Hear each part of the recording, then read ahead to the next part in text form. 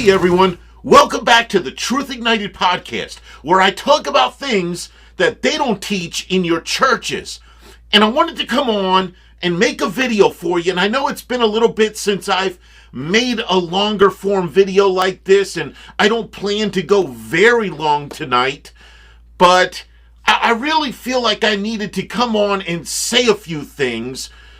And before I get into that, I just want to kind of share that one of the reasons I've been out for a little bit is I've just had a lot of things that I've had to transition and shift, both inside and outside, especially outside of ministry work that I do. There's been a lot of changes in personal life, my employment that I do outside of ministry, which I don't want to, I don't really want to blend, outside work that I do to support my family and everything with ministry work that I'm doing for all of y'all, and especially for Christians out there who really need a solid foundation in understanding the Bible from its true pronomian, Torah positive context. So I really want to kind of get back into some of this as much as I can. And I think that I'm going to be able to start making a few videos, longer form, definitely shorter form videos. I've been making a lot of shorter form videos here recently to try to keep the video production going. That's, I could kind of squeeze in making 3 or 4 shorter form, your minute and a half long videos that kind of hit a point. And some of those really get a lot of people's attention. I've put out a few of those here recently that have gotten a lot of the antinomian crowd really stirred up a little bit, because when you hit them with the simplicity of how off their theology is, one of two things happens. Either they say, whoa, this guy made some great points. Maybe I should think about this. But unfortunately, more often than not, they just want to argue with you because, their theology, is just a theology of convenience. You can have Jesus and not the law. You can have salvation without obedience. You have grace with nothing. And it's a totally unbiblical perspective. But so there's that. And then, of course, I'm trying to get together a few new written articles, and I know a lot of people love the written articles that I put out, and it's been a little while since I've put some of that content out as well, but I've got like over 150 already on there, written articles. These are over 20 pages long, most of them, deep theology, and I go into the history, I provide supporting sources, actual archaeological facts. Like, this is deep stuff, but I put it together in a way that's simplistic, a way that an average Christian can read through these articles and figure out that, oh, this makes a whole lot of sense, a whole lot more than what Pastor Joe down the road is teaching in his hyper-grace antinomian church, right? So if you are into that and you really want to really dig deep, especially into what I've put together through Truth Ignited Ministry, I would say go to the website here, truthignited.com. That's where all of those written articles are. You can find other information about things that the ministry is doing there. And, of course, you can also go to our Facebook link here. Most of the ministry is done either through the ministry website or through Facebook, or through videos like this that are broadcast on YouTube and Facebook and other outlets. Mostly those two right now. But so there's the website. If you want to financially support, if you really like what Truth Ignited puts out and you really want to help promote the ministry of Truth Ignited, help us keep going with what we're doing, you can financially support. The best way to do that is through the Cash App, because it's a very easy thing to do. You get on your phone, you put your information in there, you shoot us $20, $50, $100. Not too many people go higher than that. This is an online ministry, and I understand that people are a little hesitant to give large outrageous sums of money like they do to the mega churches and things. And, and that's all a con game anyway. A lot of the mega churches are a con. That's why a lot of them are falling. You see them in the news every day. I just saw another one today. Some mega church called Hope Church something or other somewhere where they had fallen into sexual scandal. I saw one 2 weeks ago, some guy in Florida arrested for all kind of human trafficking through his church. And like, dude, when are you all going to wake up and realize that these churches are not for you? They're not teaching the Bible. They're using the Bible to promote their blasphemies and rip you off with con games. And that's especially true in most of these mega churches, but it's also true in a majority of just your average churches. So if you really want to support something that's actually doing something, that's actually teaching the biblical truth, Truth Ignited Ministry, right here, Cash App, $ Truth Ignited. We've got a couple other ways you can give if that's just not your preferred method. And so you can go there and do that. Another cool way that you can support Truth Ignited is through our TeePublic store, where we have t-shirts and other merchandise. And you can, I put the link right here on the screen for you. You can go right there to the TeePublic website store, and you can purchase items there, and the proceeds for those purchases, our part of the proceeds for those purchases, comes straight to the ministry. I don't take a dime of any of this. I just want you all to know that. While you're seeing in the news about some mega church preacher who had a $20 billion mansion in Florida somewhere because he was ripping people off with a prosperity gospel gimmick con game and human trafficking going on behind the scenes and all that stuff, right? While all that stuff is going on because that guy was taking the majority of the money that people were given to the church, the ministry that he supposedly ran, right? Listen, I don't take a dime of the donations that come into Truth Ignited. I want you to know that. So if you make purchases on the website, I don't take a dime of that. It goes straight to the ministry. When you give to the Cash App or anything like that, it goes straight to the ministry, and it's set aside until there's a need for the ministry, whether we need new camera equipment, new computer equipment, whether we need to buy advertising time, whether we need to do any number of things that we need to do for the ministry. That's what all of those proceeds are there for. Okay, so I want to set your mind at ease. I'm not one of these people going out there preaching the con game gospel gimmick that a lot of these churches are preaching, right? So that's out there. And then also, I want to mention, it's been a little bit, but Truth Ignited music. Now, I put out some music last year, and it was pretty good, and it was a little bit well received. Things are improving in those technologies and what I'm able to do with production of some of this. And so I've already introduced some projects that I'm working on. So I've got really good stuff coming out with that. And whether you purchase that music through, Apple Music, Amazon Music, any of that kind of stuff, or whether you just go on to Spotify and stream it, if we get enough people streaming the Truth Ignited music, there will be proceeds from advertising revenue. You don't even have to pay for anything, and proceeds will come straight into the ministry. So that's a really cool way to support the ministry as well. That's why I'm putting some of that out there. I'm putting it together, because not only does it bless you, and not only does it give you tools, really effective tools to witness to people, because these song lyrics that I'm putting together, they are a witnessing tool, man. I'm putting together lyrics that are meant to challenge the antinomian views from Christianity, to challenge these people to really stop and think what it is that they actually believe, or what they think the Bible teaches. So all of that is out there, right? So I want to get into this today, and I don't have anything fancy, no fancy title for the screen or anything like that.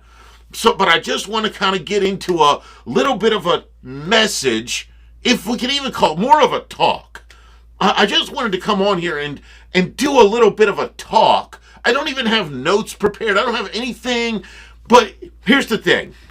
About a week or so ago, at the time I'm recording this, I might not get this video up for another, week or so. I have to see what I can work out to get this finalized and produced and put it out there. So when you see this message, that at the time I'm recording it, it's probably been a little over a week since a young man by the name of Charlie Kirk was brutally shot and killed by a very disturbed young man, and he was hosting a rally of sorts.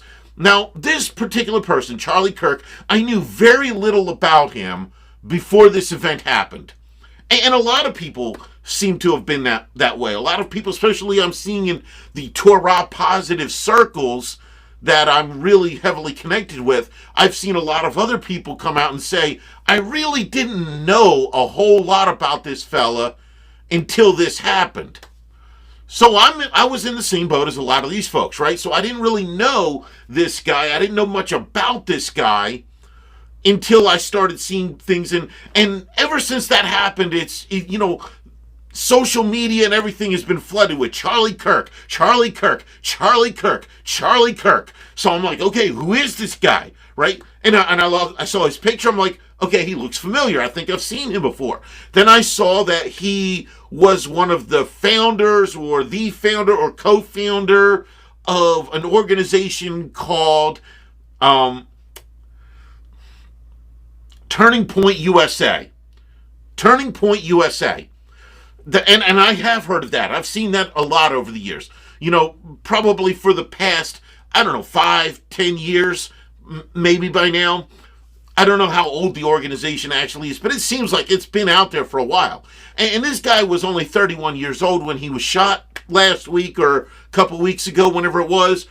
So maybe that's realistic if he founded it with his friends or whoever around his early 20s, 2021. Then it would be realistic to say he's been around for maybe a decade, probably at most. So I really don't know a whole lot about it other than that it's a very politically driven organization with seemingly strong evangelical Christian, mainstream Protestant Christian type of views. Now that's cool, right? Like we have in pronomian theology, we have our views that we know are very different from the majority of Christian views. But all of that aside, that's who this person was. He was a very evangelical Christian person. But the other thing I've been seeing, right after everything was Charlie Kirk died, Charlie Kirk died, Charlie Kirk this and Charlie Kirk that, right? The next thing I started seeing is a lot of people coming out and saying, well, Charlie Kirk was a strong proponent of keeping the Sabbath. So it's like, okay, well, let me see what this is all about, right? I gotta check it, because whenever you hear somebody say that they're a strong proponent about the Sabbath and they're a Christian, you really have to look at what they actually mean. Because listen, one of the greatest, most inspiring messages I recall one time reading about the Sabbath was a written message by the late A.W. Pink, who was a minister, a Baptist minister, I believe. He was a Calvinist, and he was, I think, around the 1920s, 1930s, if I recall, somewhere around there. So he was pretty back, maybe about 100 years ago now, right?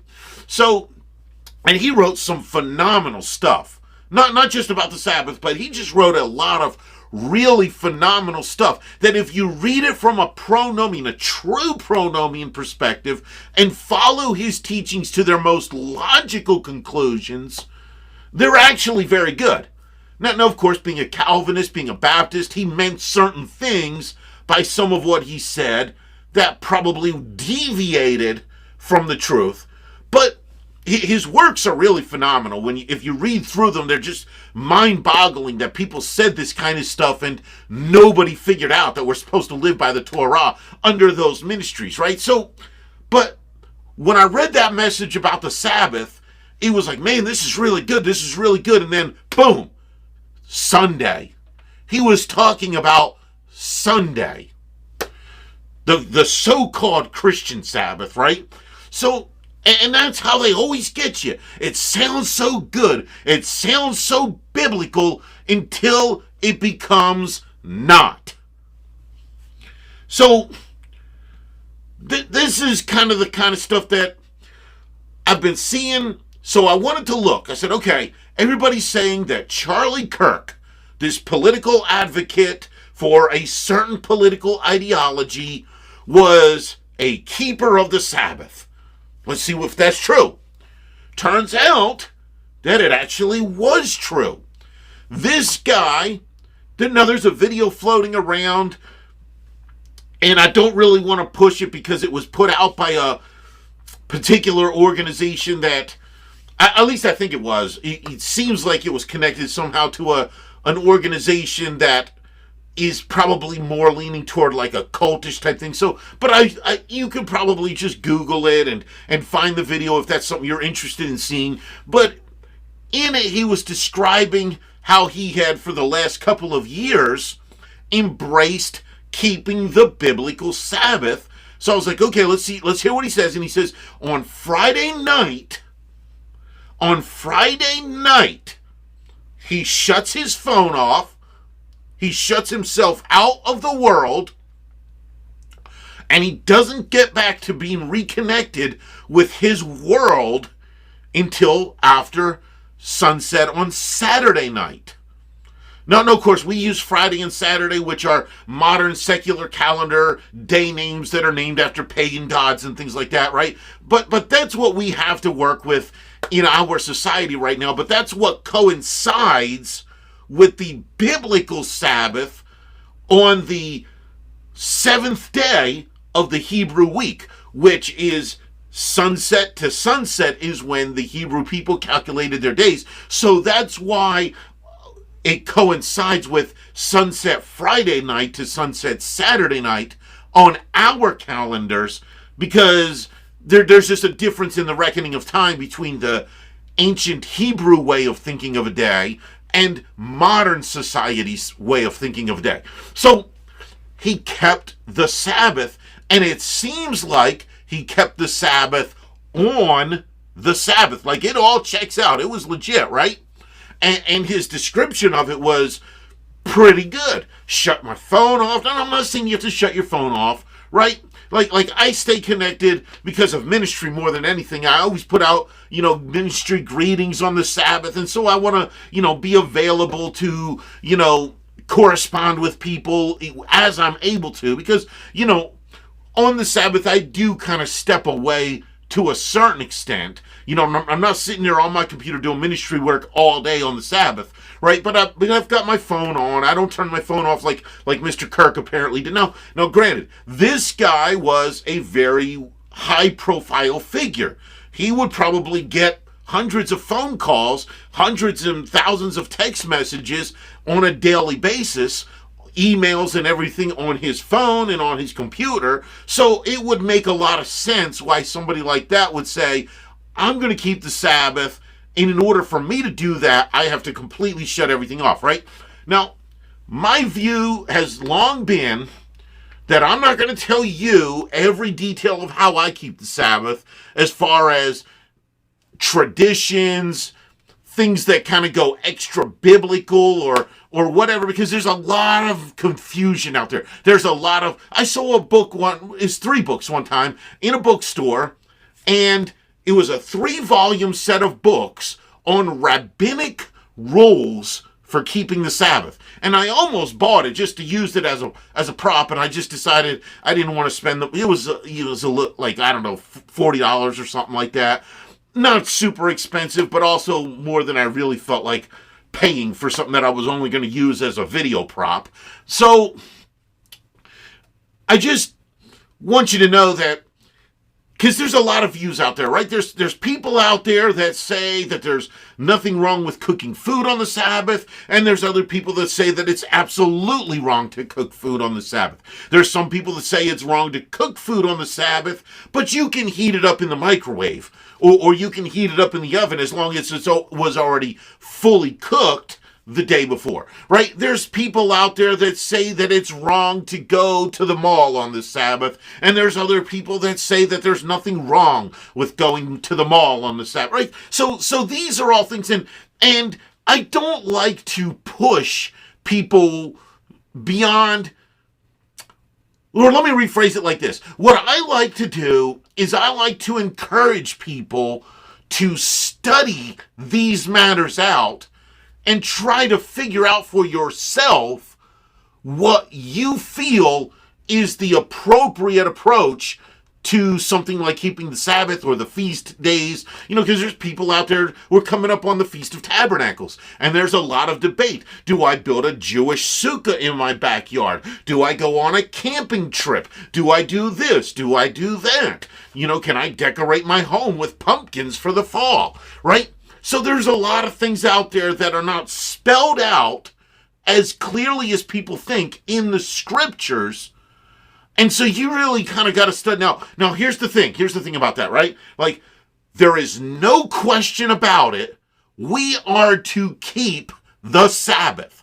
Sunset Friday to sunset Saturday, we are to keep the Sabbath.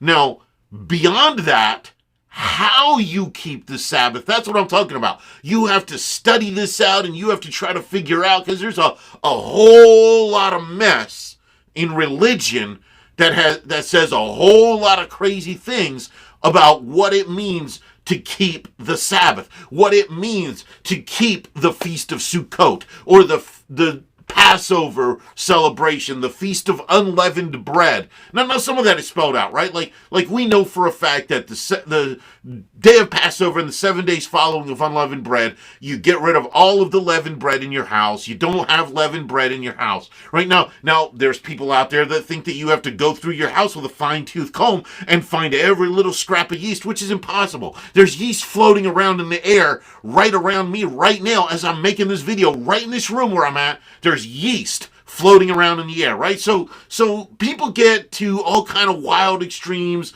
with different things, right? So that's what I kind of wanted to talk a little bit about. So Charlie Kirk keeps the Sabbath. Now, Charlie Kirk has written a book about the Sabbath, which is coming out this December. Okay? Now, I've heard a few things about this book.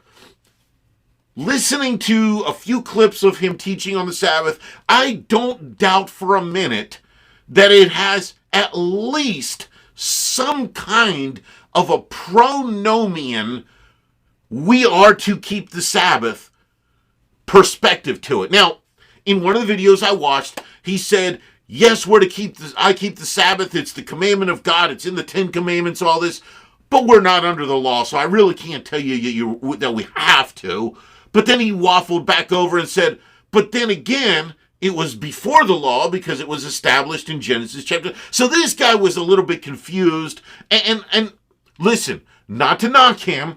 He'd only been a couple years into this. He was still learning things himself when his life was cut short. Okay, so listen, I am not judging this guy.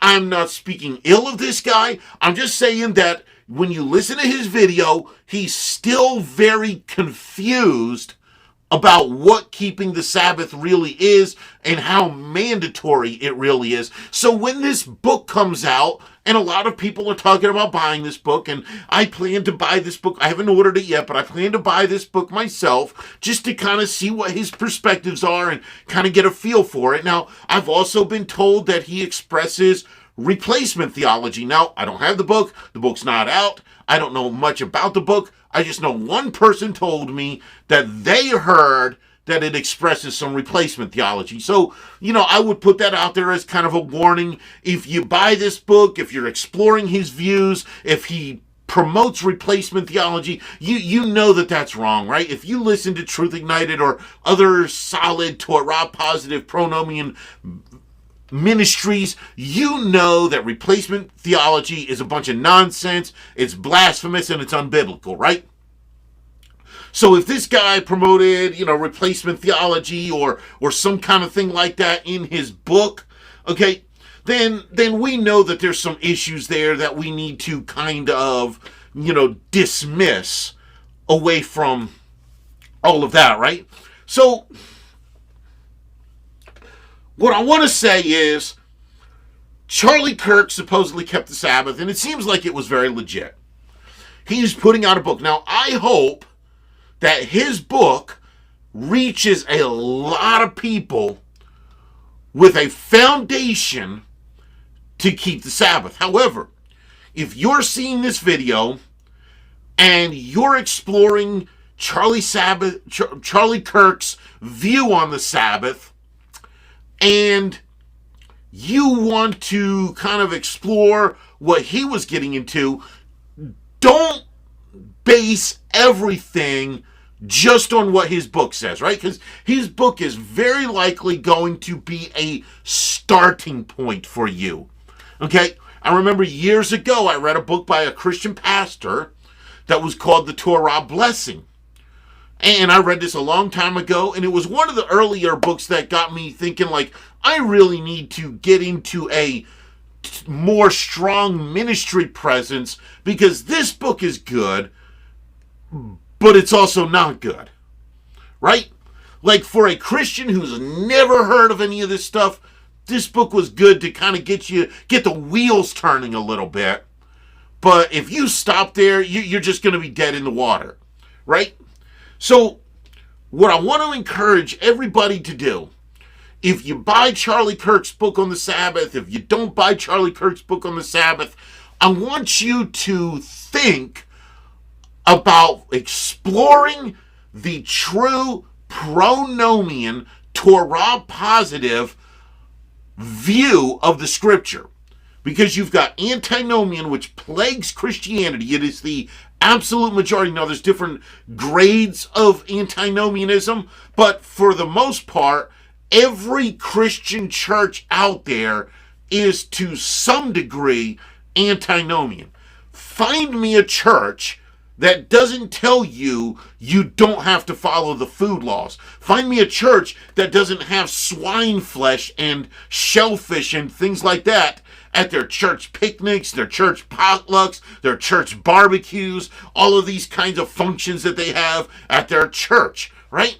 Find me a church that actually believes in keeping the Sabbath. Find me a church that celebrates the biblically appointed feast days instead, not in addition to, instead of the Roman Catholic holidays of Christmas, Easter, even Halloween in many places, right? Because most churches only celebrate the Roman Catholic holidays, which they're Catholic, folks. Like, if you are not a Catholic, if you don't pray to the Virgin Mary, if you don't pray the Rosary, if you don't venerate the saints, okay, if you don't kiss the ring of the Pope, right? What are you doing celebrating Christmas and Easter?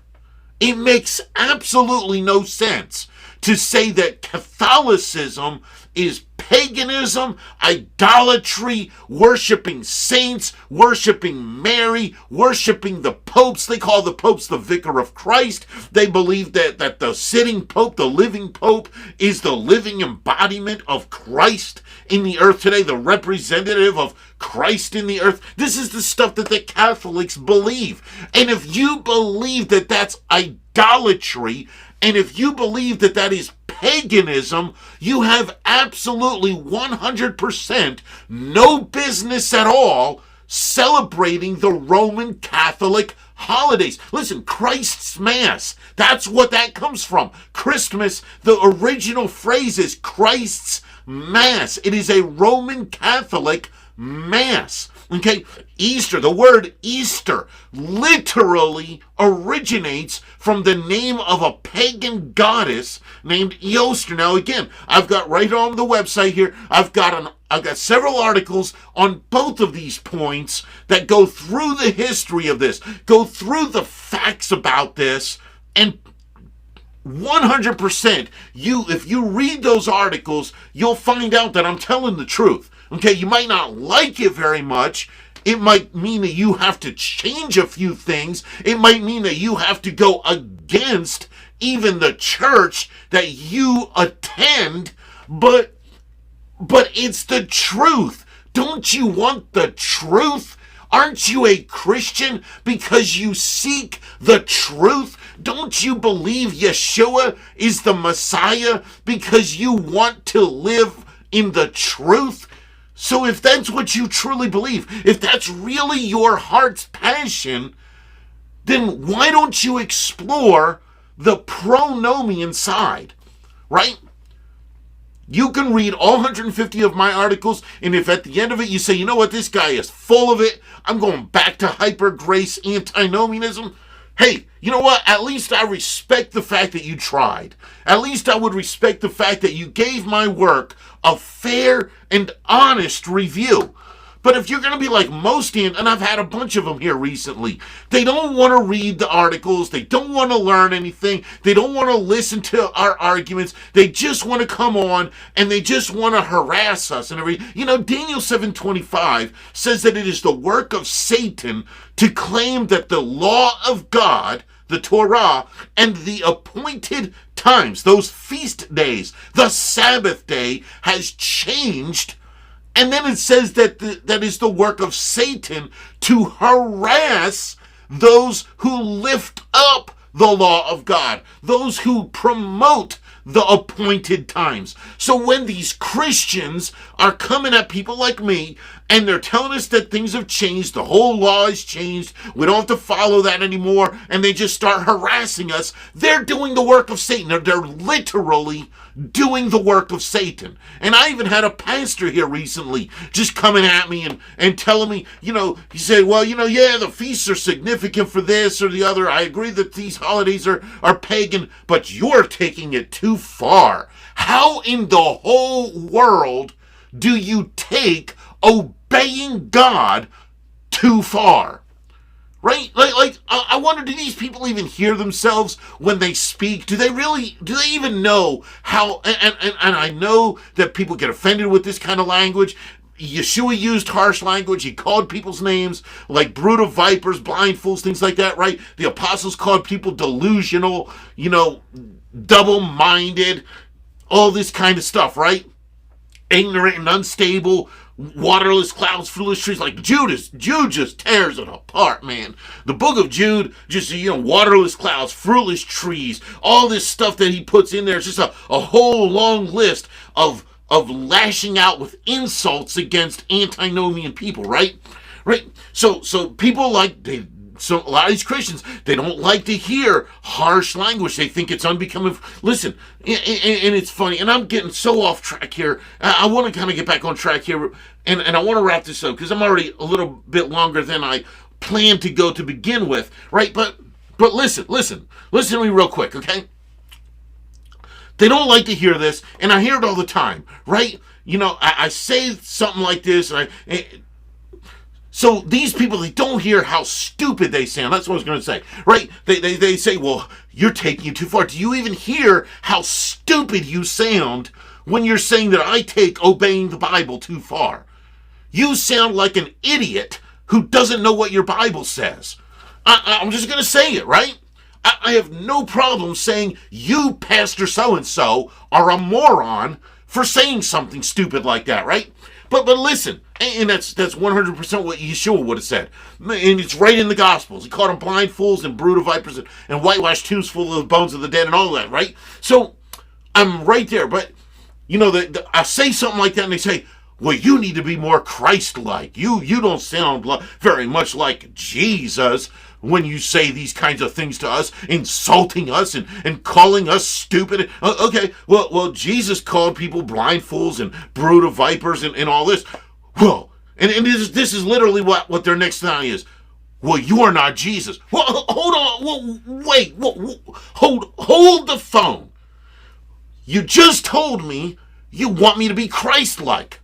I just told you that this is what Christ did, and now you're turning and saying, well, but you're not him, so you can't be. Either you want me to be Christ-like, or you want me to be, what, unchrist-like? Like you want me to be nice and happy and not insult you because you don't want me to be like Christ because I pointed out to you that that's what he did to people just like you? I mean, come on. Y'all are a bunch of hypocrites, okay? I can't say it any plainer. Y'all are a bunch of hypocrites. And I know that I got on here to talk about this fella, Charlie Kirk, and keeping the Sabbath. And I wanted to address that. When you buy the book, listen, buy the book. You know, I don't know what's in the book. I don't care what's in the book. This guy was a major figure. He influenced a lot of people. You know, buy the book, and I'm not here to promote his book and make him a bunch of money. I'm just saying, buy the book just so you can find out what he says, and then you can decide, are you going to take it? If you're a person who does not keep the Sabbath, you're one of these regular Christians out there, and you never even thought about this, buy the book, see what your hero, because for a lot of you, he was a hero, right? For a lot of people, this guy was a champion of certain ideologies. So if that's you, buy his book on the Sabbath, find out what his views are, and start really studying it. If you're seeing this video and that's you. If you're seeing this video and you're just an average Christian who never followed this guy, buy his book. Look at what this guy said. Like, he was probably, for the most part, I know there's a few, small percentage of Christians out there who opposed that particular political ideology, but it seems like the majority Christian view is aligned with this guy's political ideology. So if that's you, buy his book, see what this guy said. Okay, if you are already a full-fledged Sabbath-keeping, Torah-positive, pronomian believer, follower of Yeshua, buy the book, find out what he said, so that when you encounter people who bought the book, and then they come and ask you, hey, I was reading this book by Charlie Kirk, and you're really into keeping the Sabbath. Can I talk to you about this? Now you know what's in the book, so that you can address not only the positive things he said about the Sabbath, but the things that were maybe a little bit off. You can share with your friend and say, well, he made some good points here and here and here, but let me talk to you about these things that he said, because I'm a little concerned about these things, right? So, listen, whether or not he was a full-fledged Torah, because I don't know, this guy was, supposedly he kept a Passover meal, full-fledged, like, biblical Passover meal at his house he conducted. So I heard that. So I don't know if he got into following the food laws. I don't know if he was doing other feast days. I know that he kept the Sabbath seemingly correctly, at least correctly enough to say that he was in line with Scripture. I heard he kept a Passover, a true Passover. Now, whether or not he took his family to the local church after that to go collect the Easter eggs, I have no idea, right? But listen, it sounds like this guy was moving in a positive direction towards a Torah positive faith. My question is, are you, because everybody wants to talk about upholding this guy's legacy. That's a lot of conversation going on right now.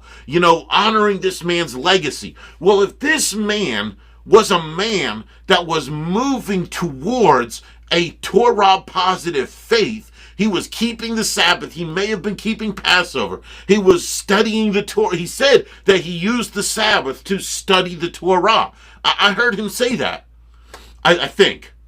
Unless I heard somebody else say that about him. But the point is, he was new to some of this. It seems like he was moving in that direction. So if you are a person who wants to honor this guy, the best way to honor him would be to pick up where he left off when his life was cut short. Pick up where he left off. Look at the Sabbath and look at taking it serious. But don't stop there. Look at the food laws. I've got a lot of material available on the food laws. You go right here to truthignited.com and you can get a lot of material about the food laws and explore how the arguments that the churches make fall completely on their head when you weigh them against actual facts. Study the feast days out. Look at the feast days, right? Look at Genesis chapter 3, verses 1 through 5. Look at Satan's argument. Did God really mean it when he said not to eat the fruit of the tree? So, like think about Christianity, right? They tell me all the time, where does the Bible say that we Christians have to eat the food laws? Keep the food laws? Not eat unclean things, right? Do you know that you sound exactly like Satan in the Garden of Eden? Did God really mean it when he said not to eat the fruit of this tree? You sound exactly like when you say, well, the Bible doesn't say we Christians have to do that. You sound just like Satan. And I did a whole little short video here recently on that. You can find it on my channels and everything, right? When you say that the law has changed, you don't have to follow the law anymore. There's different holidays for Christians now, that the Catholic Church gave you. And then you go and start harassing all the people that are trying to promote a Torah positive faith. And most of us, we just want to live in peace following the Bible. Now I know I'm at the forefront putting out videos and stuff. So if you want to come and try to attack me, have at it. You sound like an idiot. Your arguments have been fully refuted. Every argument that people come at me with, like the book of Galatians. Have you read Galatians? Do you know that the book of Galatians, it seems like it was written about a decade before Acts 21, when Paul went to Jerusalem and got arrested and got accused of teaching that people don't have to live by the Torah. And when you get to Acts 24:14, he said, dude, that's not even true. I believe in keeping the Torah and the prophets. And when you get to Acts 25:8, he said, guys, I never taught against the Torah or the temple. So how in the whole world, because if Galatians was written and in widespread circulation about 10 years before those events in Acts 21 through 25 took place, how in the whole world could Galatians be saying what you think it says? It's not possible. When you read Romans, which is the most Torah positive book in the entire Bible, you read Romans and constantly being told to live by the law of God, how in the whole world can Galatians be saying what you think it says? When you go to 1 Corinthians chapter 5 and it says, let us keep the feast. And it's talking really in that particular passage about Passover and unleavened bread, but it stands to reason that if he's saying, let us keep the feast in the spring, he also said, let us keep the feast in the fall, right?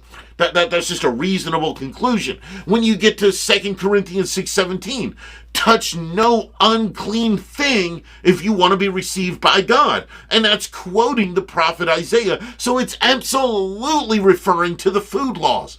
Don't touch what's unclean. Don't eat unclean things if you want to be received by God.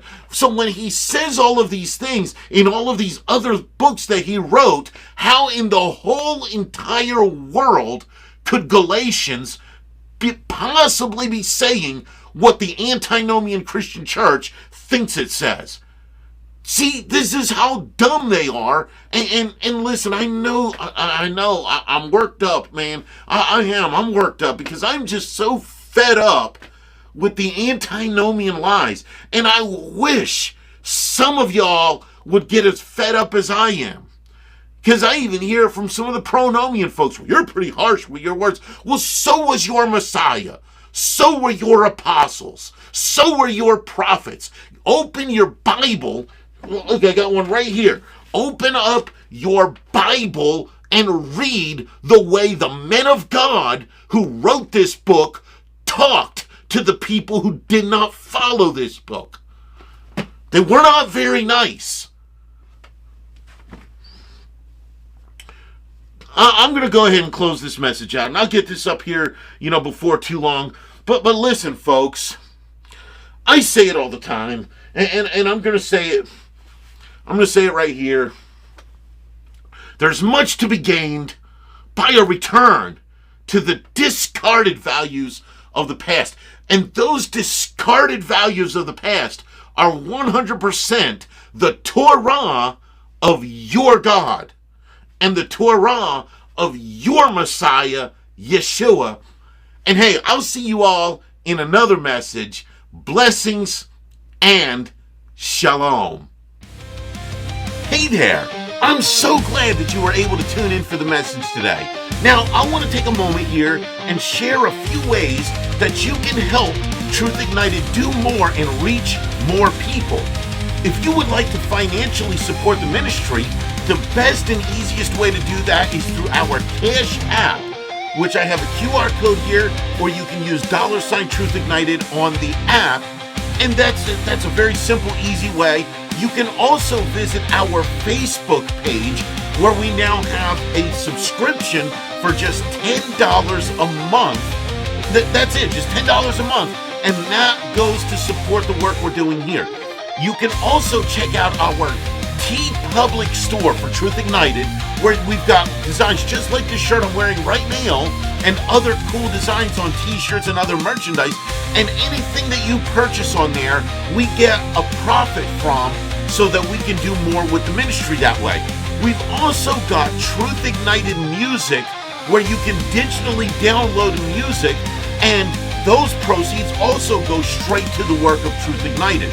And of course, you'll want to subscribe and turn on notifications, everything you're already used to doing on social media, on our Facebook, X, Instagram, YouTube, anywhere that you see we have a social media presence. And absolutely be sure to share our messages on all of your social media pages, and that helps get the word out to more people about the biblical truth that we're sharing right here at Truth Ignited Ministry. I'll see you guys in the next message, and as always, blessings and shalom.